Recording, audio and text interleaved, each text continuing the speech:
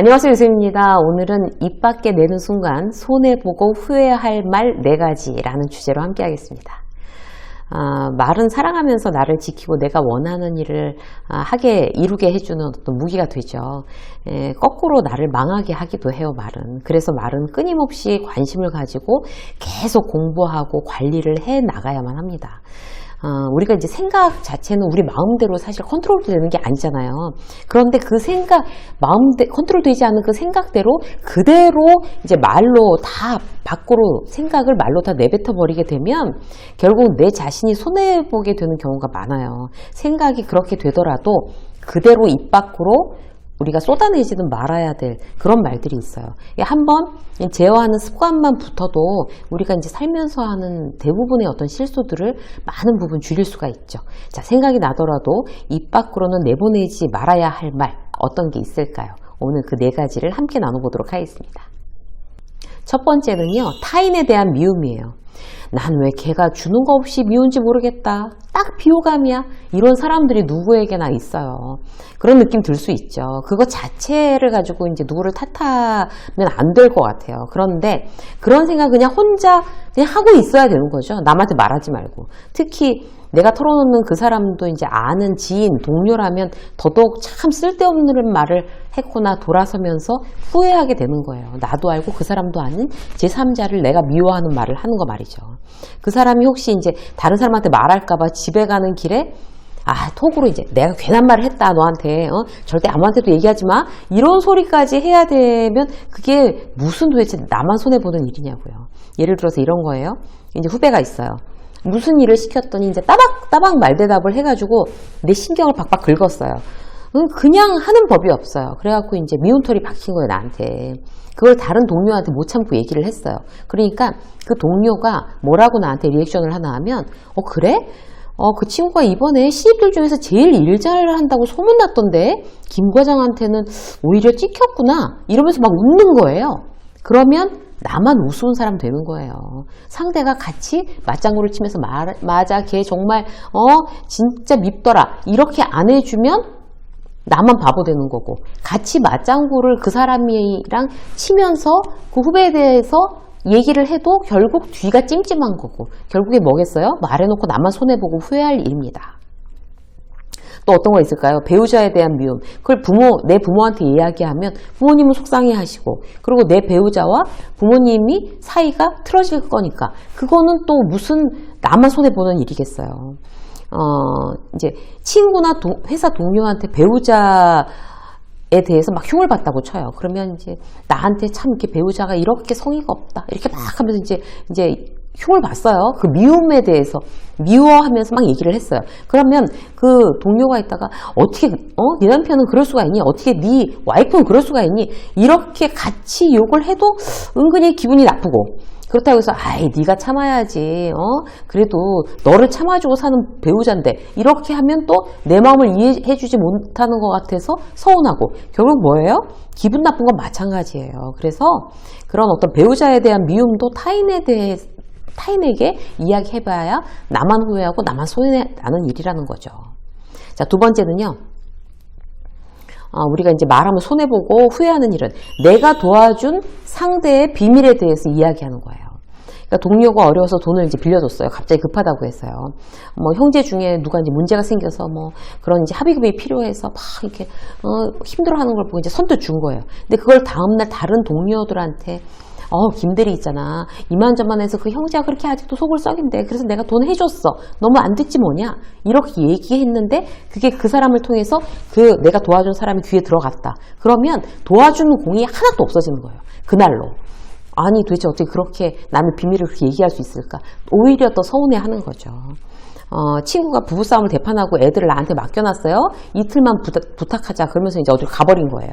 그 다음날 다른 친구한테 전화해서 너 뭐하니? 일로 좀 와라. 은경이 애들까지 4명이다. 막 이러면서 불러서 애 보면서 같이 순이는 은경이는 안 됐다. 막 이러면서 이제 얘기를 이렇게 했다고 치자고요. 그러면 누구한테도 고맙다는 소리 못 듣는 거죠. 회사에서도 이제 팀장이 자기 과장이 이제 거래처에 실수해서 납품비리 틀어진 거예요. 그러면 자기가 가서 발이 되게 빌어서 결국에 이제 평소에 친분이 있어서 이제 해결했어. 나쁜 문제를, 실수한 나쁜 문제를 해결했어. 나 아니면 도대체 이외의 팀이 돌아가질 않아. 이렇게 떠벌려 봐야, 정말 나를 유능하다고 아무도 얘기 안 해요. 입이 굉장히 가볍다고 얘기를 하지. 그래서 손해볼 이야기는 하면 안 됩니다. 누군가를 도와주고 나서 그 사람의 비밀에 대해서 절대로 이야기하지 마세요. 자, 세 번째, 나의 가치관이에요. 난 이런 사람이야. 난 이렇게 생각해. 그런 얘기 할 수 있잖아요. 근데 자기 의견이니까 그렇게 할 수 있는데 문제는 이런 자신의 어떤 신념, 가치관 이런 것들을 시도 때도 없이 길게 남한테 설명하는 거 결코 자신에게 유리하지 않습니다. 특히 정치적인 신념을 뭐 술자리에서 얘기한다? 조심하셔야 되고요. 뭐 명절에 왜 정치 신념 가지고 싸우는 가족들 많잖아요.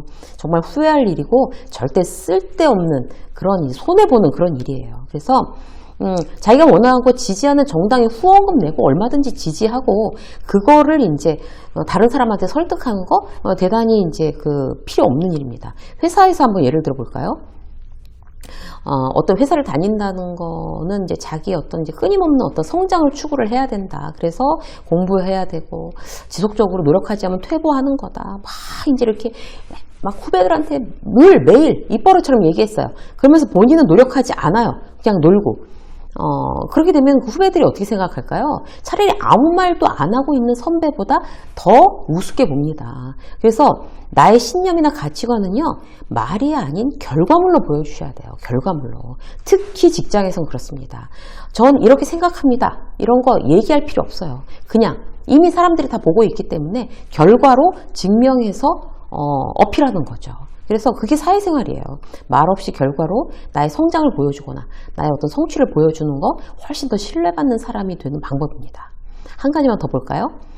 함께 할 사람들의 단점에 대해서는 이야기해봐야 나만 손해봅니다. 기준은 이거예요. 다시는 안 볼 사람이면 괜찮아요. 그러면 막 욕하고 막 다 끝낸다 하더라도 뭐 어쩌겠어요. 문제는 계속 봐야 되는 사람인데 그 사람에 대한 단점, 그 사람에 대한 이제 컴플레인을 제3자에게 하는 거죠. 예를 들어서 이제 집에서라면 이런 거예요. 배우자, 엄마가 못마땅한 점을 막 딸한테 얘기를 하거나 이제 아빠, 네 아빠는 왜 이러는지 몰라 이러면서 막 또 그런 이제 배우자의 욕을 딸한테 막 하는 거죠. 그러면 그 딸이 내가 이제 그 남편 욕을 막 하면은 그 딸이 아빠를 곱게 보겠어요? 내가 아내 욕을 막 딸한테 하면 그 엄마를 곱게 보겠어요? 결국 이제 좋을 일이 아무것도 없는 거죠. 딸은 어떤 같은 편이랍시고 이제 속상하니까 막 얘기를 한다고 해도 내가 배우자에 대해서 그렇게 자식한테 어떤 그런 단점에 대해서 얘기하면 부정적인 감정밖에 안 들겠죠. 결국 나한테도 손해라는 거예요. 회사에서도 마찬가지예요. 내가 이제 김 과장이에요. 위에는 이제 김 팀장에 대해서 그 불만을 우리 이제 같은 팀에 있는 후배인 김대리, 최주임, 홍길동한테 막 했어요. 팀장이 말이야, 이렇게 제대로 못하고 모아놓고 그야말로 이제 직장 상사 뒷담화를 한 거예요. 단점에 대해서. 이렇게 되면 사실 김대리랑 최주임 이런 사람들은 우리 팀장에 대해서 신뢰가 없어지겠죠. 그리고 직장 상사를 저렇게 욕해도 되나 보다 이렇게 생각하겠죠. 결국 내가 뒤통수 맞는 일이에요. 일하는 데도 굉장히 부정적인 영향을 끼치죠. 결국 중간 간부인 나한테도 김 과장한테도 손해요. 왜냐하면 팀워크가 깨져서 실적이 나지 않을 테니까. 내 발등 내가 찍는 소리인 거죠. 그런데 생각한 대로 화가 난다고 그렇게 얘기할 게 아니라 입 밖으로 내가 내 생각을 이야기할 때는 이게 내가 후회할 일인가? 내가 이게 손해볼 일인가? 생각을 한번 걸러서 이제 이야기하는 습관이 우리를 이제 더욱더 성숙시킵니다. 오늘 이제 4가지 말을 입 밖으로 내면 손해보거나 후회할 4가지 대표적인 사례에 대해서 말씀드렸으니까요. 혹시 내가 그러고 있다 그러면 이 4가지는 싹 걷어낸다. 이렇게 생각하시면 굉장히 유익한 10분이 되지 않았을까 싶습니다. 유쌤의 직장 수업 오늘 여기까지 하겠습니다. 고맙습니다.